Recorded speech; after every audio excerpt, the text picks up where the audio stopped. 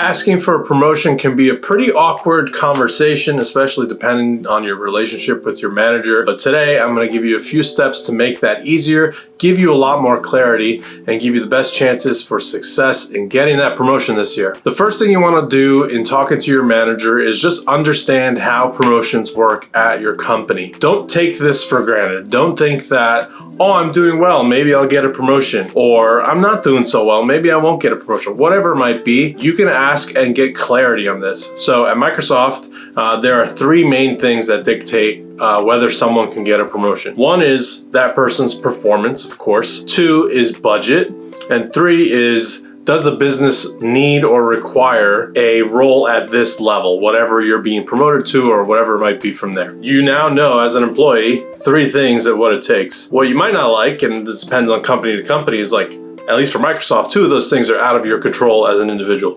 You can focus on your individual performance, but you can't increase the budget, and you also can't dictate exactly what the business needs. You might be able to make good business cases for those things, but ultimately you're not in control of those. You're not the decision maker, obviously, because you would just like promote yourself and give yourself the business opportunity. But that's not the way it works. So first, I would just encourage you to have an open and honest conversation with your manager to ensure that you have clarity on exactly what it takes to get promoted. Again, you might not like the answer, and you might actually find that, at least for your current role and the business that you're in within this company, you might not have room to grow. That's a very real possibility. That happens to lots of people, and that's why they jump to different companies and whatnot. Be ready for any of those responses. Now, you might be lucky, and there might be tons of room for you to grow there and get promoted, but I would be prepared for also the worst case, which is, hey, you've kind of hit your ceiling at this company, sorry. The next thing you should do is make your intentions clear with your manager. If you want to go after a promotion, make sure you communicate that. Communicate it early, communicating at the right type of meetings. The worst thing you could do is you have a one-on-one, you're talking about all these work things, there's like 2 minutes left, and you're, by the way,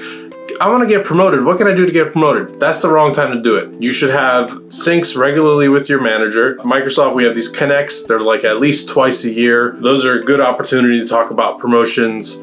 You might have quarterly reviews, or you could even take one of your normal one-on-ones with your manager and ahead of time say, hey, in this one-on-one, I was hoping we could talk about my career growth or whatever it might be. And then you've given your manager time to prepare and give you a thoughtful answer, which ultimately that's what you want to do. You don't want to catch this person off guard. You want to let them prepare to give you a good answer and help you get there. Make sure you communicate your intentions to your manager. Give both of yourselves time and space to think about this, to have a conversation about this, what it takes to get promoted for yourself and what it takes for the business in order to get to a place where it could promote someone. Just have that conversation. Again, you might not like the answer that comes out of it, but getting that clarity is an important first step. Now, if that conversation goes well and your manager's on board and says, hey, you know what? I love that you're showing this ambition. I want to get you to a place where I can recommend you get a promotion, or I can actually give you a promotion. Let's make a plan. That's amazing. And if possible, you should strive and push for that. Think about what are the objectives and projects that you could do. What are the business goals that you can help the company or your business unit reach in order to accomplish those things? Get a very clear outline. You know, again, if possible, if it's within control, to make a plan of what are the, 3, 5, 7 things that you need to hit in order to get that promotion. That way, you know very clearly what's laid out in front of you. Now, again, this might not work for every company. At Microsoft, we don't guarantee promotions. And as a manager, I never tell the team, hey, if you do X, Y, Z, you're going to get this promotion. But obviously, not every company is the same. You should understand, again, just like in step one, what it takes to get that promotion. And again, if possible, make a plan. And if not, think about what you can do to put yourself in the best position to get promoted. The third thing you want to do is drive actual business impact. So this is the bulk of what's actually going to get you promoted. It's doing the work and also showing your work. So you want to make sure that all of your time at the company and what you're working on for the year, the quarter, the month, whatever it might be, is actually driven towards the business goals and where you could have the biggest impact. There are a lot of times where you could, and I do this myself,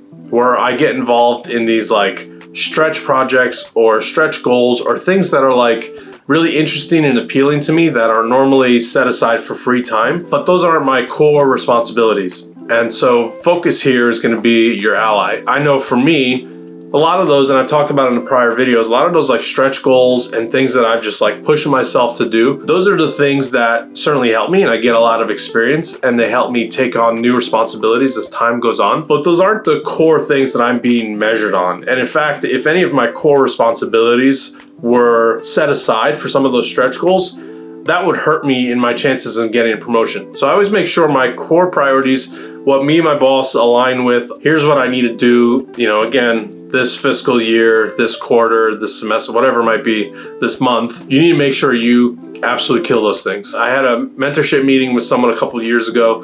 One of the things he sent me that stuck out to me is kick ass at your day job. Those core priorities, that's your day job. You need to kick ass at that and focus on that. At the same time, whenever you are doing things, especially for if you're in a team that has a lot of people, you need to do a good job at showing your work and showing that impact. For example, if you just shipped a project and you're getting good kind of business results and insights from it, whatever it may be, positive customer feedback, it might be actual sales data, whatever it might be, whatever metrics you're using to measure success at a business, take those things and summarize them for your boss. Do it in a one-on-one. Just send it over email. Hey, by the way, this thing happened, it's going great. Make sure you're giving your boss these kind of updates on how good of a job that you're doing. If you wait until those like big half-year meetings or whatever it might be, your boss might not be in the best position to decide to give you a promotion or whatever it might be. Make sure that you're regularly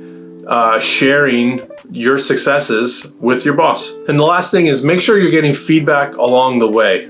It's really important that you kind of take a humble and growth mindset oriented approach in your journey to get better at work and get promoted and get raises and all of those things. If you think you're the hot shot, you think people owe you things, you think, oh, I deserve a raise because of XYZ, or I deserve a promotion because of XYZ, I don't think that's going to take you very far. I think there's something to be said about standing up for yourself and saying, hey, I delivered XYZ. I think I'm worth this now. Can we have a conversation about that? That's different. But if you come in with a mentality of like, hey, I just deserve XYZ, or you put in your head, I'm going to do ABC and it's going to get me a promotion without validating with your manager or even thinking that's what the business needs, you're setting yourself up for disappointment there. So make sure you're regularly checking in with your manager. Ask for how you're doing against your goals. Ask for help where you need it to. When things go wrong, take accountability. Ask for help before things get worse. In my career, I've thought sometimes that like I needed to have a perfect year in order to get promotion. And that's not true. Everybody makes mistakes. Everybody makes bad judgment calls sometimes on things. Hey, I should have done this instead of that. This was a bad call. I didn't listen to feedback for these people before I went forward with this thing. That happens every year for me and every year that I've gotten promoted. Make sure you're getting feedback and taking that accountability every step of the way that you can. Last thing you want to do is when it comes time for your rewards and when promotions are given out, make sure you're closing the loop. So you want to have clarity on, hey, I set out to do XYZ. Here's how I did against those goals, whether you overachieved, underachieved, or were just met the bar, whether you get a promotion or not get a promotion. Make sure you're closing the loop on all the things that you signed up for and all the things your boss is holding you accountable for. Again, for the year, for the quarter, for the month, whatever it might be. Keep closing those loops because that's a good feedback system to get you to know, hey, I went to do these things.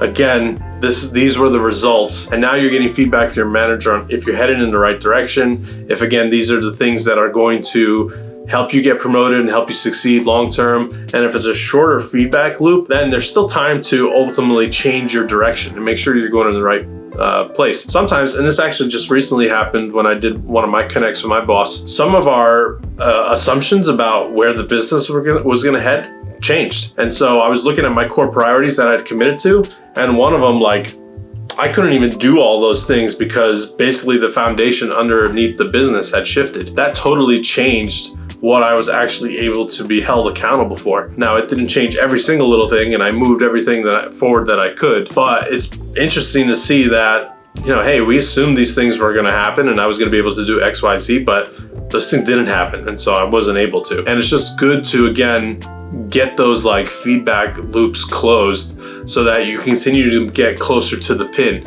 And if something does change like that and you're meeting and talking about it regularly, then you still have time to pivot and shift your resources and what you're working on towards those things. Okay, so that's gonna do it for today's video. Hopefully that was helpful for you all. Be sure to leave me a comment, like the channel, subscribe if you're new, and I'll see you guys in the next one.